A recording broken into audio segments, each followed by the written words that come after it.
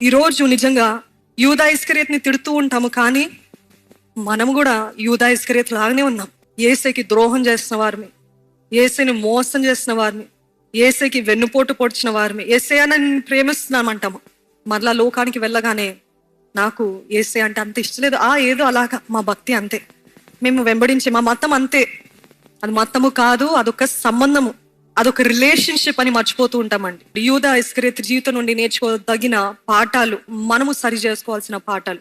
మొట్టమొదటి, యూదా ఇస్కరియోతు మారటానికి తిరస్కరించాడు. He rejected to change, he refuse to change. ఆయనకు తెలియకనా గుడ్డివారు, కుష్ఠరోగులు వీరందరూ స్వస్థపరచబడటము కళ్ళారా చూశాడు. ఇంతమంది బాగుపడటం, ఇంతమంది జీవితాలు ఉత్సాహము, సంతోషము, స్వస్థపరచబడిన వారు, విడిపించబడిన వారు, మరణం నుండి లేవనెత్తబడిన వారు, వారందరూ ఉత్సహిస్తూ సంతోషిస్తూ గంతులేస్తూ దేవుని స్తుతిస్తూ ఉంటే, ఆ దేవుడు ఎంత గొప్ప దేవుడు, నేను వెంబడించే యేసు ఎంత మహోన్నతుడు, ఆయన ఎంత శక్తి కలిగిన దేవుడు. ఇటువంటి దేవునికి కలిగి ఉంటాము, ఆయనకి ఇంత దగ్గర ఉంటాము, భాగ్యం ఎంచుకోవడం ఆపి ఏం చేస్తాడండి, అవన్నీ ఆయనకి ఎక్కనివ్వలేదు.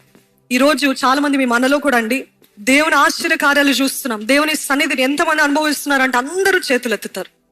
ఎంతమంది can experience the power of Jesus, the power of the Holy Spirit అంటే అందరు చెప్తారు. కానీ అదొక జస్ట్ ఫీలింగ్ కి అప్పచెప్తున్నారు, కానీ ఫీలింగ్ వరకే పరిమితం చేస్తున్నారు. కానీ దాని తర్వాత హృదయంలో మార్పు రావటానికి మాత్రం ఛాన్స్ ఇవ్వట్లేదు.